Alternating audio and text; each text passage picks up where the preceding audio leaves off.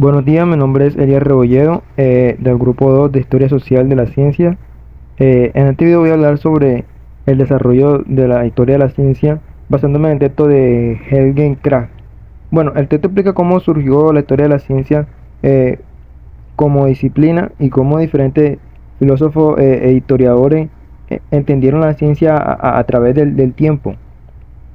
También muestra cómo cambió la manera de estudiar la ciencia desde el siglo XVIII a- hasta el siglo XX. Bueno, durante el siglo XVIII, en la época de la Ilustración, eh, existía una gran confianza en la ciencia y en el progreso. Muchos pensaban que la humanidad avanzaba constantemente gracias a la razón y el conocimiento científico. En esta época, el pasado, especialmente la Edad Media, era visto como algo atrasado e irracional. Por ejemplo, Gottfried Wilhelm Leibniz, me disculpa la pronunciación, bueno, él creía que estudiar la historia de la ciencia ayudaba a entender cómo ocurrían los descubrimientos científicos. Más adelante, William Whewell también defendió la importancia de estudiar la historia para mejorar el conocimiento científico. Am, bueno, después apareció el romanticismo, que tenía una visión diferente. Los románticos pensaban que cada época debía entenderse según su propio contexto y no juzgarse con ideas modernas. Estas ideas se relacionan con la litografía diacrónica.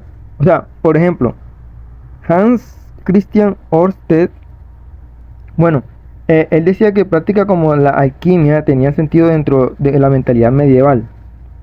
Entonces, el romanticismo ayudó a desarrollar una visión más histórica y comprensiva de las ciencias.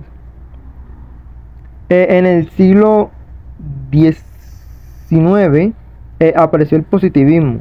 Bueno, los positivistas defendían la ciencia como forma más importante de conocimiento eh, y confiaban mucho en el progreso científico. Eh, pero muchas veces estudiaban la ciencia de forma poco histórica, como si fuera algo universal y separado de la sociedad. Eh, Aquí aparece como una diferencia importante que son la historia especializada y la historia general de la ciencia.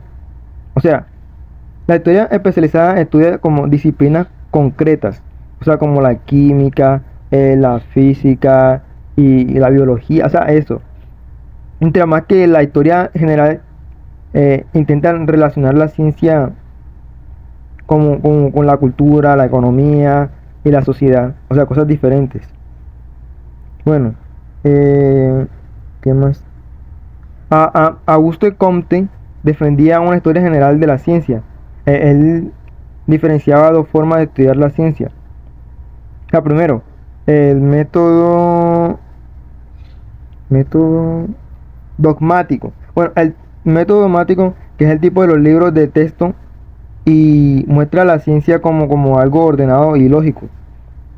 Y segundo, el método histórico, que analiza cómo surgieron realmente las ideas científicas, incluyendo errores, conflictos y contexto social.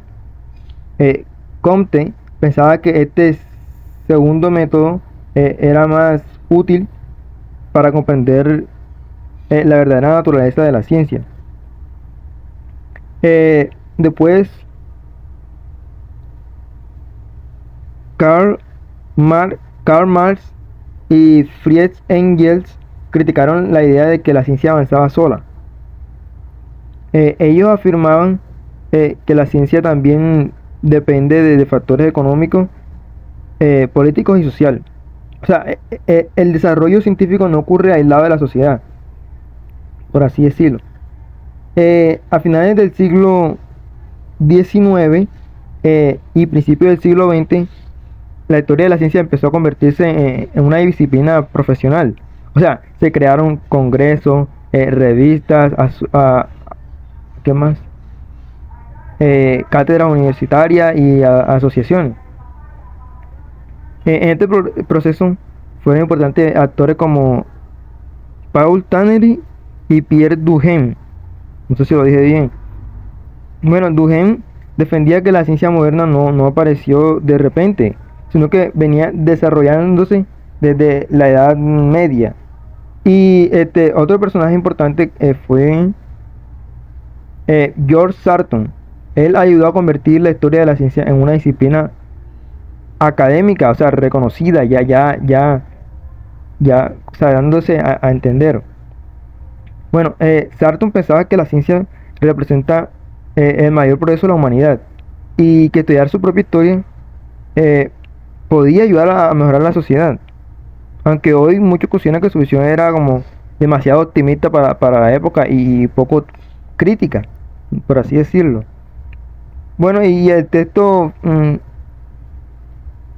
diferencia dos conceptos importantes, o sea, primero es la historia como pasado real, o sea, lo que verdaderamente ocurrió.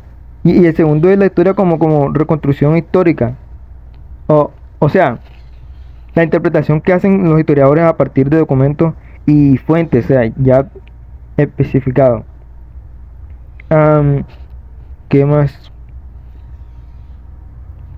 El autor también explica cómo la ciencia puede entenderse como de dos formas, que son conocimientos terminados y como actividad humana. Y esta segunda visión es la más importante de la historia de la ciencia. O sea, el texto muestra que la historia de la ciencia ha cambiado mucho con el tiempo. O sea, al principio se veía como la ciencia como progreso, pero después comenzaron a considerarse también lo que es el contexto histórico, la sociedad, la cultura y las condiciones económicas.